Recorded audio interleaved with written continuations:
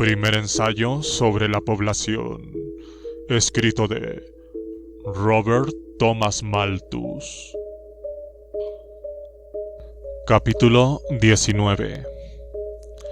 Las penas y calamidades de la vida constituyen otra clase de estímulos que, formando una peculiar sucesión de impresiones, parecen ser necesarios para suavizar y humanizar el corazón, despertar la conmiseración social, engendrar todas las virtudes cristianas y abrir con amplitud el camino de la caridad. El ascenso uniforme de la prosperidad más bien tiende en general a degradar que a ennoblecer el carácter.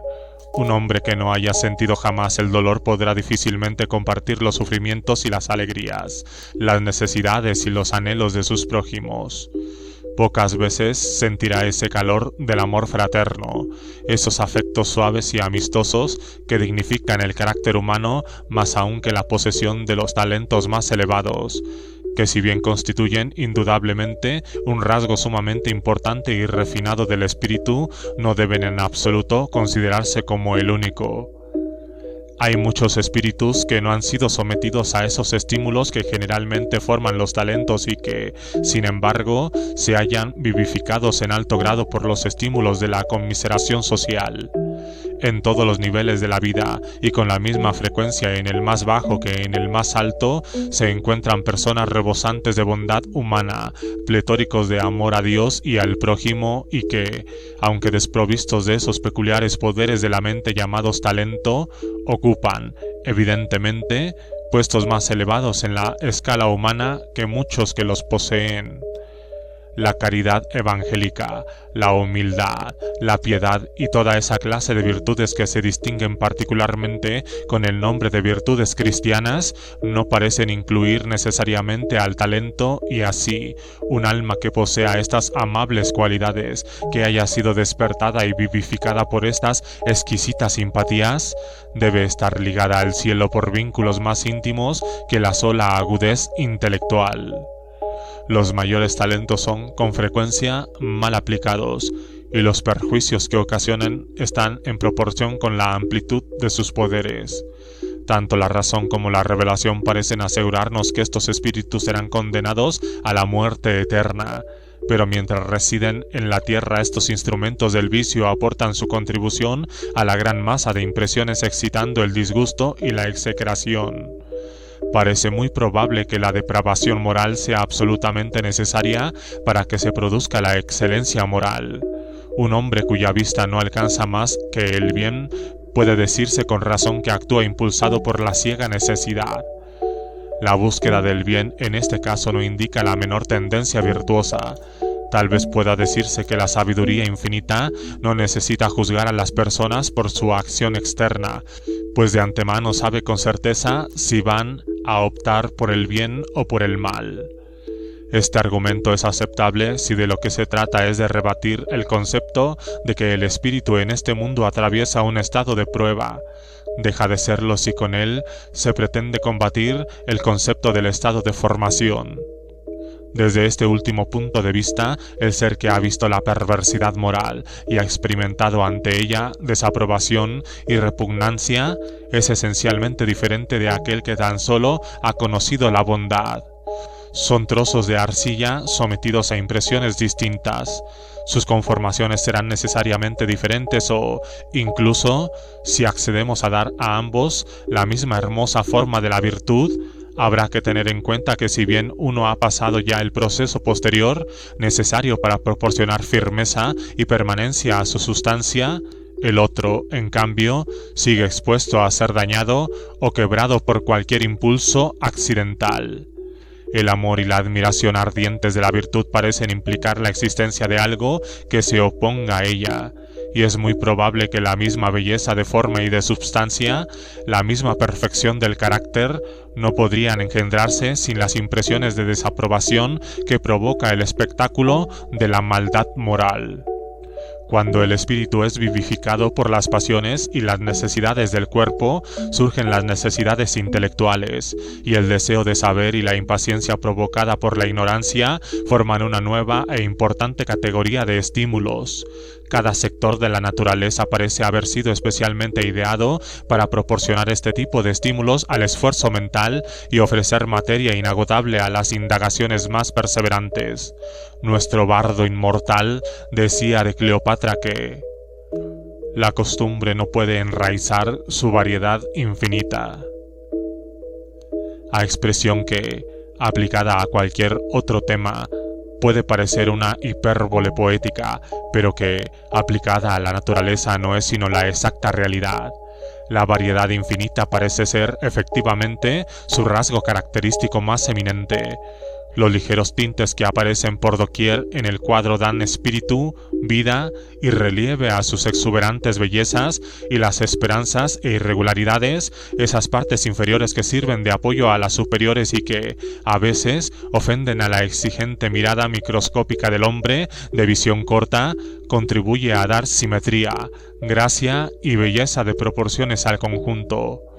La infinita variedad de las formas y operaciones de la naturaleza no solo tiende de manera inmediata a despertar y desarrollar el espíritu por la variedad de impresiones que produce, sino que abre también grandes posibilidades de mejoramiento, ofreciendo tan amplio y extenso campo a la investigación y al estudio.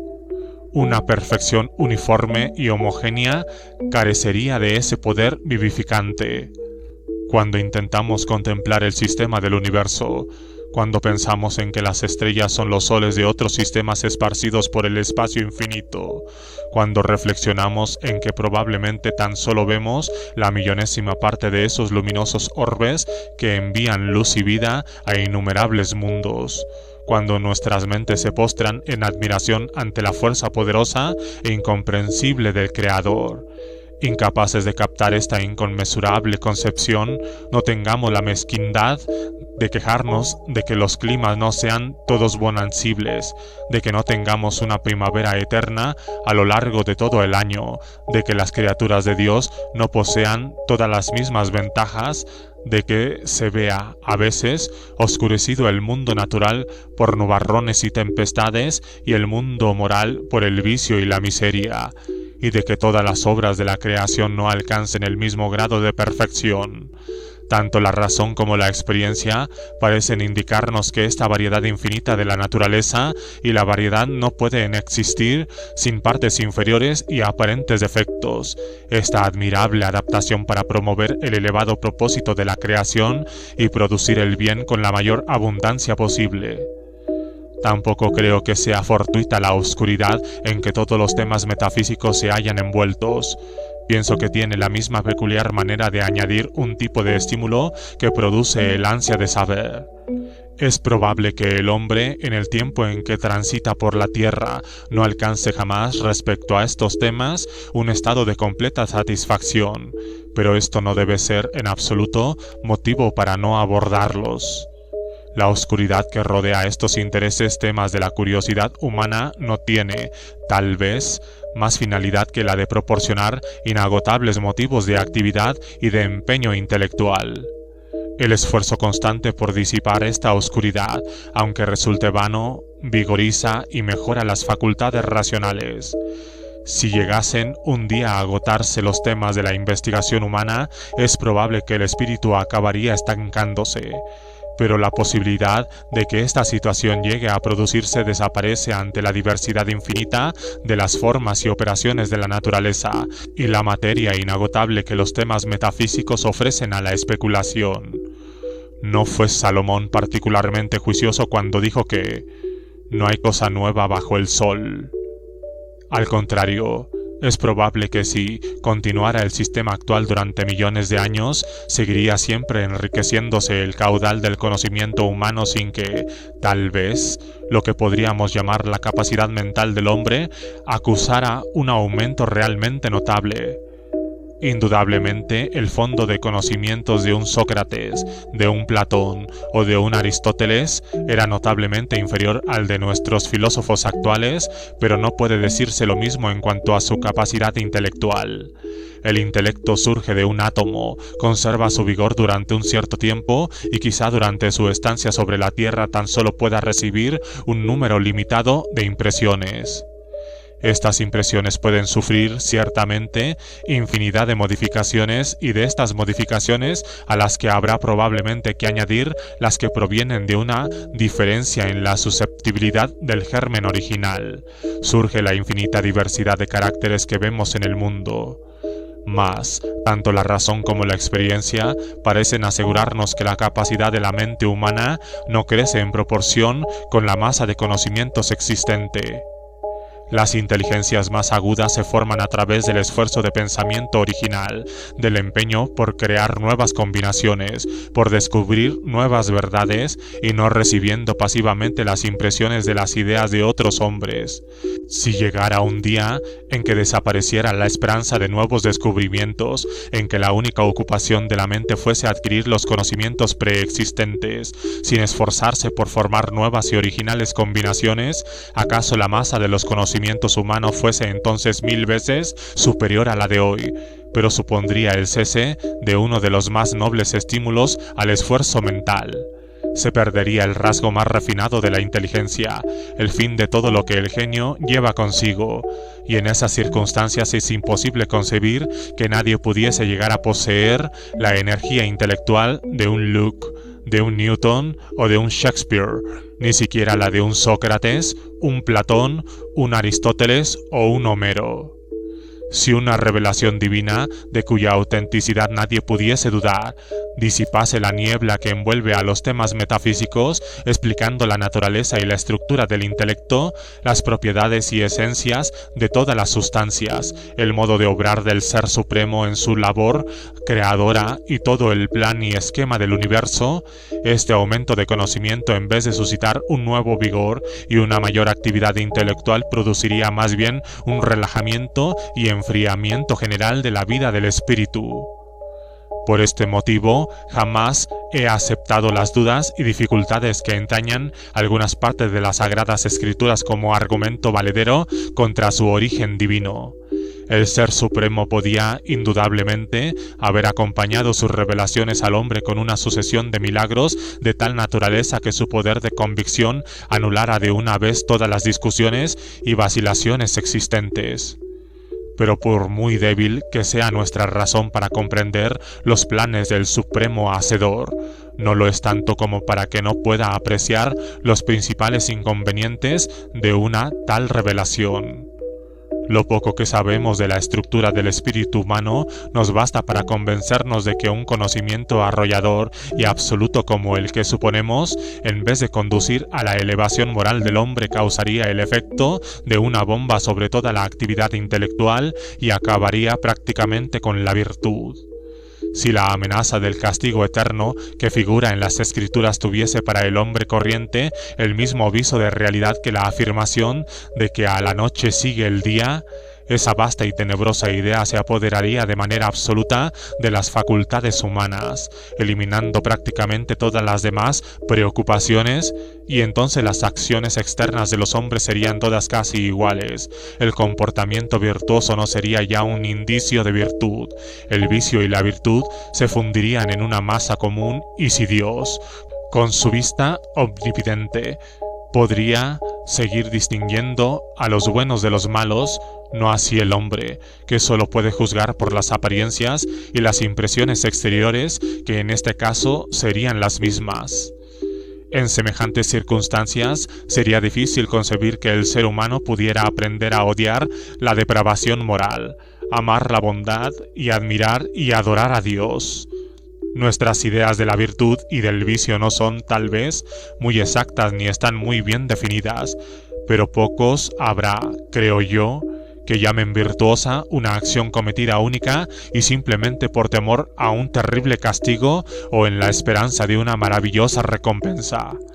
Con razón se dice que el temor de Dios es el principio de la sabiduría, pero el final de la miseria es el amor al Señor y la admiración a la bondad moral. Las amenazas de un futuro castigo contenidas en las Escrituras parecen estar destinadas a detener la marcha del vicioso y llamar la atención del indiferente. pero la experiencia nos muestra reiteradamente que no se apoyan en pruebas suficientemente concluyentes para adueñarse de la voluntad humana y conseguir que los hombres de propensión viciosa lleven una vida virtuosa por el mero temor al futuro. Una fe sincera, o sea, una fe que se manifieste en todas las virtudes de una vida realmente cristiana, puede, en general, considerarse como indicio de una disposición de ánimo amable y virtuosa, influida más por el amor que simplemente por el temor. Cuando reflexionamos sobre las tentaciones a las que el hombre está necesariamente expuesto en este mundo, debido a la estructura de su cuerpo y a la acción de las leyes de la naturaleza, y la consiguiente certeza moral de que muchas piezas saldrán imperfectas de este poderoso crisol creador, resulta absolutamente inconcebible que ninguna de estas criaturas salidas de las manos de Dios pueda ser condenado a un sufrimiento eterno. Si admitiéramos esta idea, todos nuestros naturales conceptos de bondad y justicia se derrumbarían y no podríamos ya considerar a Dios como un ser justo y misericordioso. Pero la doctrina de la vida y de la inmortalidad que nos ofrece el Evangelio, y según la cual el premio de la rectitud es la vida eterna y la muerte, el castigo del pecado, me parece en todo punto justa, misericordiosa y digna del supremo Hacedor. Nada puede aparecer más conforme con nuestra razón que el hecho de que los seres que del proceso de creación del mundo salgan con forma amable y hermosa sean coronados con la inmortalidad, en tanto que los seres defectuosos, aquellos cuyas mentes no son propias para una existencia más pura y feliz, sean condenados a perecer y mezclarse de nuevo a su arcilla original. Esta condenación eterna puede considerarse como una forma de castigo y no es extraño que haya sido representada con imágenes de dolor. Pero más que de felicidad y de desgracia, de lo que se nos habla en el Nuevo Testamento es de vida y muerte, de salvación y destrucción. Qué distinto nos parecería el Ser Supremo si en vez de verle simplemente condenando a la insensibilidad original a aquellos seres que por la acción de las leyes generales no han sido constituidos con cualidades adecuadas para un estado de felicidad más puro, le viésemos ensañarse con las criaturas que le hubieran ofendido, persiguiéndoles y torturándoles con su odio eterno. La vida es, hablando en general, una bendición, con independencia del estado futuro. Es un don del cual los viciosos no estarían siempre dispuestos a desprenderse, aun cuando no temiesen a la muerte. El dolor parcial que inflige el Supremo Creador al formar innumerables seres susceptibles de disfrutar de los placeres más elevados no es sino el polvo depositado en la balanza, comparando al caudal de felicidad que reparte entre sus criaturas, y tenemos todos los motivos para pensar que no hay más maldad en el mundo que la absolutamente necesaria como uno de los ingredientes del poderoso proceso de creación. La absoluta necesidad de las leyes generales para la formación del intelecto no puede, en modo alguno, ser desmentida por una o dos excepciones. Estas leyes no están destinadas a una aplicación parcial, sino que están concebidas para actuar sobre una gran parte de la humanidad y a lo largo de muchas épocas. Teniendo en cuenta las ideas que he expuesto sobre la formación del espíritu, la infracción de las leyes generales de la naturaleza por un acto de revelación divina se nos presentará como una intervención directa de la mano de Dios, añadiendo nuevos ingredientes a la enorme masa, adecuados al estado particular del proceso, a fin de producir una nueva y poderosa serie de impresiones capaz de purificar, elevar y ennoblecer el espíritu humano. Los milagros que acompañasen a estas revelaciones estimularían la atención de la humanidad y suscitarían apasionadas discusiones sobre el origen divino o humano de la doctrina, cumpliendo así la misión que les era asignada, respondiendo de esta manera al propósito del Creador. Estas manifestaciones de la voluntad divina continuarían luego abriéndose camino gracias a su intrínseca bondad y operando como motivos morales. Lograría influir y mejorar paulatinamente las facultades del hombre sin anonadarlas ni provocar su estancamiento. Sin duda sería presuntuoso decir que el Ser Supremo no podría cumplir su propósito más que en la forma en que lo ha hecho, pero como la revelación del poder divino que poseemos es acogida con ciertas dudas y dificultades, y como, por otra parte, nuestra razón nos señala las principales objeciones que se oponen a una revelación capaz de imponer una creencia universal, implícita e inmediata, tenemos, creo yo, motivos suficientes para considerar que estas dudas y dificultades no constituyen en sí un argumento contra el origen divino de las Escrituras y que, en cambio, el tipo de testimonios que poseen son particularmente idóneos para promover el mejoramiento de las facultades humanas y la superación moral de la humanidad. La idea de que las impresiones y excitaciones de este mundo son instrumentos que utiliza el Ser Supremo para transformar la materia en espíritu y que la necesidad de un constante esfuerzo para apartar el mal y fomentar el bien es el principal resorte de estas impresiones y excitaciones, allana, indudablemente, muchos de los obstáculos que surgen al contemplar la vida humana, y me parece que explica de manera satisfactoria el porqué de la existencia de la maldad natural y moral, y, por consiguiente, de esa parte de ambas, por cierto no muy pequeña, que tiene su origen en el principio de población. Si bien partiendo de esta suposición es sumamente improbable que la maldad pueda ser eliminada de este mundo, es sin embargo evidente que la impresión que esta maldad produce no respondería al propósito aparente del Creador, no actuaría con tanta potencia como estímulo al esfuerzo si su cantidad no disminuyese y aumentase, según la diligencia o indolencia del hombre. Las continuas variaciones de la intensidad y distribución de esta presión mantiene viva en los hombres la esperanza de poder un día verse libres de ella. La esperanza late eterna en el pecho humano. El hombre nunca es, pero siempre quiere ser bendito. La maldad existe en el mundo para suscitar no la desesperación, sino la actividad. No debemos someternos a ella pacientemente, sino esforzarnos por evitarla. No solo es el interés, sino la obligación de todo individuo desplegar todos sus esfuerzos para eliminar la maldad que hay en él, y en el círculo de personas más amplio al que alcance su influencia, y cuanto más se empeñe en esta labor, más acertadamente dirija sus esfuerzos y mayores éxitos obtenga, más se enaltecerá y dignificará su alma y más plenamente cumplirá la voluntad de su Creador.